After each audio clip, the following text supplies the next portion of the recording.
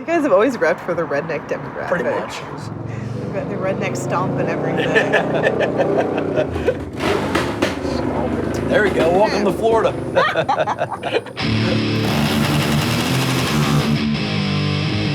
Obituary's gonna kick fucking ass!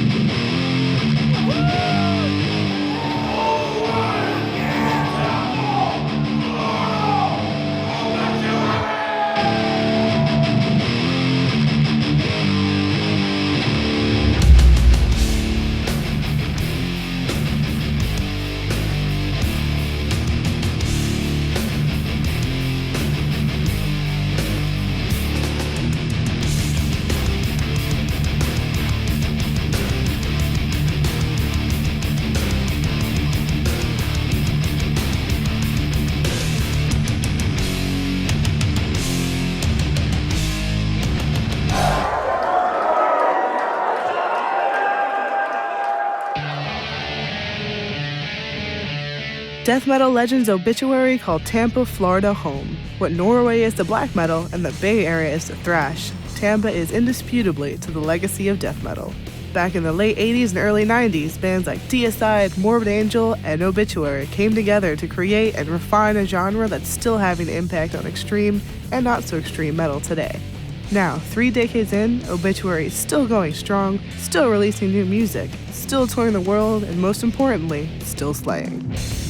You guys are from Tampa, right? In 1980, we moved here from Miami to Tampa. So we've been here, we're Tampa. We've been here a long ass time. We do see a lot of cities a lot. It's fun to go and play shows in those places, but we always come back to the humidity of Florida.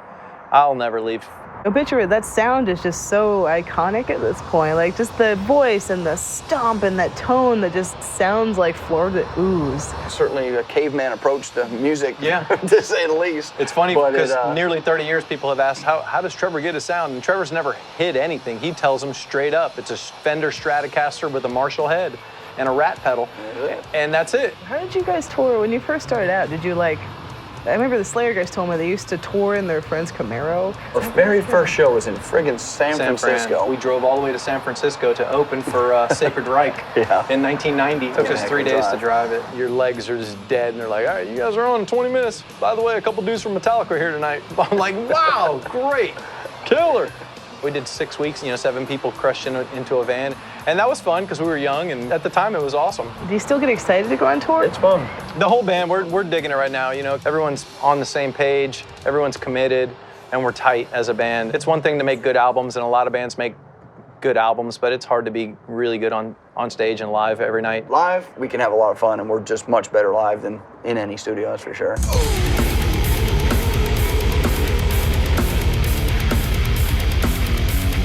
We were 14 and 15, we would go see Sabotage and Nasty Savage play. That was like our local heroes, and we wanted to be like them. So we started playing music too, but also it's natural. We just want to be heavier and faster, that's how it goes. I mean, you go back 30 years ago and you're starting your band and you're like, you never would have thought oh, we're gonna create this movement of music and it's gonna just take over the world, and here we are 30 years later gonna be touring still. Never thought that.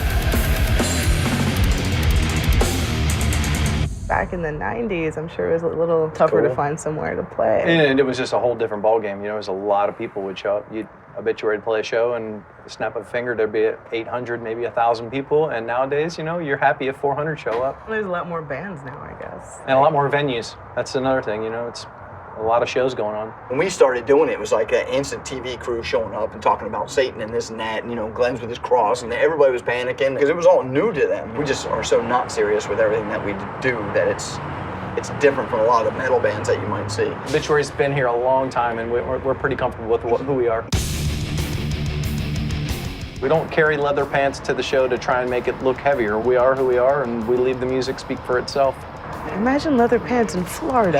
That ain't gonna happen. Jesus Christ. You guys never even... I didn't own long pants, to put it that way. Did you guys ever think you would get this far when you started way back then? Absolutely not. We didn't even know there'd be a second record. We were happy to have Slowly We Rot out. We're like, look at that thing. Yeah, we're a band. We were just so young. We were just happy going home and just getting in the garage and jamming.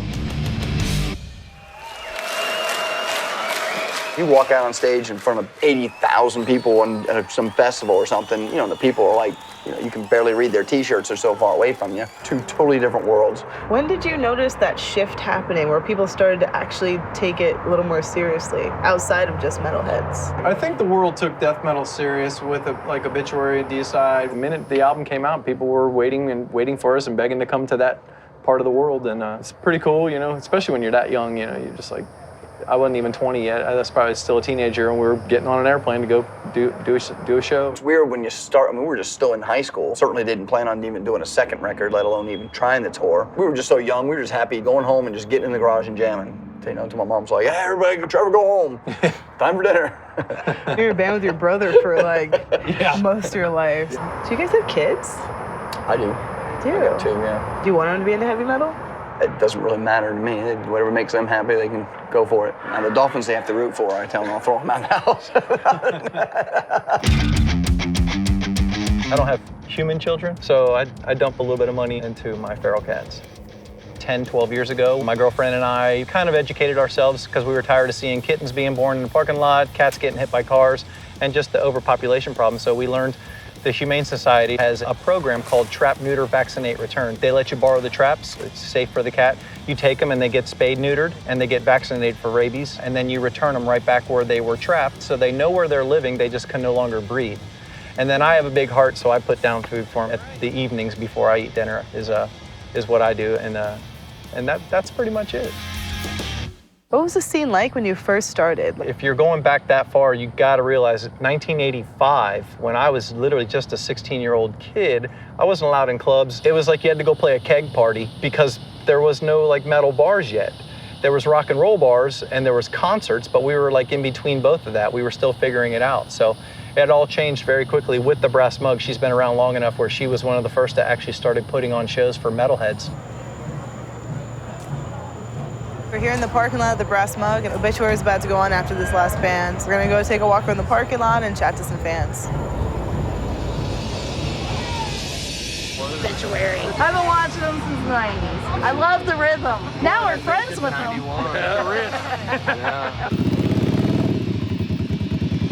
How many times have you seen Obituary? Actually, this would be my first time. This is your first time? I'm very honored.